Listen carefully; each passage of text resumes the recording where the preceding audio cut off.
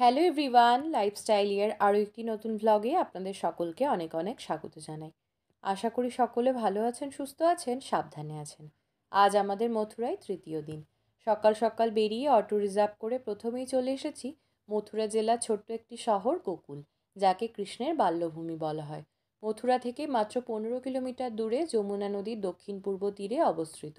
হিন্দু বিশ্বাস অনুসারে যেখানে কৃষ্ণ তার শৈশব কাটিয়েছিলেন। নন্দ যশোদার ঘরে বালকৃষ্ণের লীলা নাকি এখানেই ঘটেছে। গোকুল থেকে বেরিয়ে আমরা গোবর্ধন পাহাড় ও তার আশেপাশের বেশ কিছু জায়গা ঘুরে এসে সন্ধেবেলায় এখন চলে এসেছি বৃন্দাবনের অসাধারণ হিন্দু মন্দির প্রেম মন্দির, যা রাধাকৃষ্ণের ঐশ্বরিক প্রেমের প্রতীক।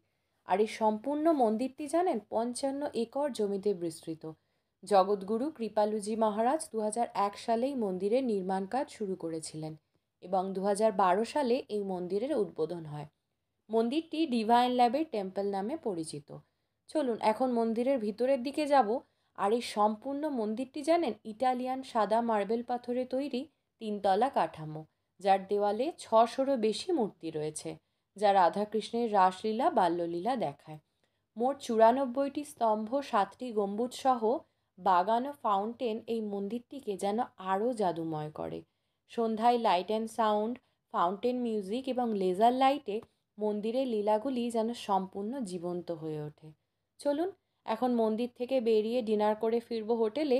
আর সাথে সাথে আজকের এই ছোট্ট ভ্লগটাও এখানে শেষ করছি। ভ্লগটা আপনাদের কেমন লাগলো অবশ্যই কমেন্ট করে জানাবেন, আর ভালো লাগলে একটি লাইক করবেন। সকলে ভালো থাকবেন, সুস্থ থাকবেন, সাবধানে থাকবেন। দেখা হচ্ছে খুব শিগগিরই পরের ভ্লগে।